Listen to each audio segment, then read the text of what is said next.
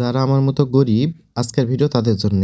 মানে আজকে আমি হোমমেড একটা জিনিস বানায় দেখামু। এটা যে একবারে হোমমেড সেটাও কিন্তু লয়, আধা আধি হোমমেড বলতে পারেন, অর্ধেক বাড়ি তার অর্ধেক বাহিরে। যাই হোক, এত পক পক না করে আগে কই কি জিনিস। কিছুদিন থেকে দেখেছি ছোট বাচ্চাদের সরিষা বালিশের কি কি উপকারিতা এই নিয়ে নানা রকম ভিডিও, আর অনলাইনে এটা কিনবার গেলে 600 থেকে 1000 টাকার মতো লেগেই যায়। আমার এই ভিডিও সম্পূর্ণ দেখলে এই 600 থেকে 1000 টাকা বাঁচায় মাত্র 2 থেকে 300 টাকার মধ্যে নিজে বানায় লিবার পারবেন। যাই হোক গে, প্রথমে আমি কই এটার উপকারিতা কি কি। নবজাতক শিশুর মাথার আকৃতি সুন্দর রাখতে, ফ্ল্যাট হেড সিনড্রোম প্রতিরোধে, হালকা গরম রাখতে, হালকা ম্যাসাজ দিতে বা পেটের অস্বস্তিতে আরাম দিতে সাহায্য করে। বিশেষ করে ছোট বাচ্চার মাথা গোলাকার করে, এই জন্য এটি বেশি ব্যবহার করা হয়। এখন আসি এটা আমি কিভাবে কি তৈরি করনু। প্রথমে গেছি বালিশের জন্য একদম সফট নরম কাপড় কিনবে। হাফ গজ কিনেছি, যেটা দিয়ে ফুল বালিশের কভার সহ বানানো যাবে।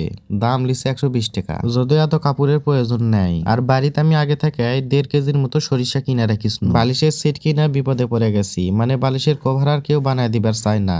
আমি যেই কই যে ভিতরে সরিষা ঢুকামু, একটু চেনের ব্যবস্থা করে দেন, সেই বলে যে এইরকম করে আমি বানাবার পারি না। আসলে মূলত ওরা সবাই বানাবার পারে, কিন্তু এইটুকু কাজের যে মেলা রকম ঝামেলা, এই জন্য কেউ এই কাজ লিবার চায় না। তবে আপনারা চাইলে চেন ছাড়াও বানায় লিবার পারেন। তবে চেন দেওয়ার একটা উপকারিতা, আপনি সহজেই চেন খুলে সরিষা আবার বের করে রোদের দিবার পারবেন। এই জন্য আসলে চেন দিয়ে করে লিমু। মেলা দোকান ঘোরার পর একজন বয়স্ক মুরব্বী দোকানে এসে ভিডিও দেখাই করছি এরকম ভাবে ছোট বাচ্চার বালিশের কভার বানায় দেওয়া লাগবি। চাচা দেখে 10 মিনিট চিন্তা করে করছে এইটা যদি বানায় দিই তাইলে বাড়ির যায় ভিডিওর সাথে মিলে, এত না মিললে আমাকে গেলাবে। আমি করছি চাচা মেশিন চালান, 19-20 না, আপনি 10-20 করে হলেও বানায় দেন। তারপরে কাজ লিল, প্রায় 1.5 ঘন্টার মতো লাগিছে এটুকু কাজ করবে। আর চাচাই মজুরি লিছে মাত্র 60 টাকা। এখন আসি সরিষা কিভাবে প্রসেসিং করবেন। সরিষা কিনে নিয়ে আসার পর অবশ্যই আপনি পানি ভালো করে ধুয়ে লিবেন, কারণ যে এই জায়গাতে অনেক ময়লা থাকে, দেখতেই পাচ্ছেন অনেক রকম ময়লা হচ্ছে, তাই আমি এটা ভালো করে ধুয়ে লিচ্ছি। ধুয়ে লার পর এই গামছা দিয়ে সেকা লিচ্ছি। এই গামছা দিয়ে আবার রোদে শুকামু। দেখতেই পাচ্ছেন এই গামছা দিয়ে রোদে শুকানোর জন্য পানি সব ঝরে পড়িচ্ছে,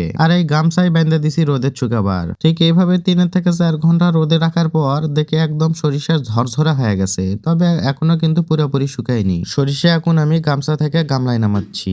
গামলায় আমি 2 দিন রোদে শুকামু। যখন সরিষা একদম শুকায় যাবে তখন আপনারা বুঝবারই পারবেন, কারণ যে সরিষা হাতে নিলেই সরিষার ওজনও কমে যাবে, আবার ঝরঝরে হয়ে যাবে। ব্যাস, এখন তো আপনারা বুঝবারই পারছেন সরিষা কোন বালিশের ভিতরে ঢুকানোর পালা। এই যে তৈরি হয়ে গেল ছোট বাচ্চাদের সরিষা বালিশ। যাদের নবাগত ছোট বাচ্চা আছে তাদের কাছে এই ভিডিও শেয়ার করুন, আপনার প্রয়োজনে নিজ টাইমলাইনে শেয়ার করে রাখুন। আর বুঝতে অসুবিধা হলে কমেন্ট করে জানান। সবাই ভালো থাকবেন, সুস্থ থাকবেন। আল্লাহ হাফেজ।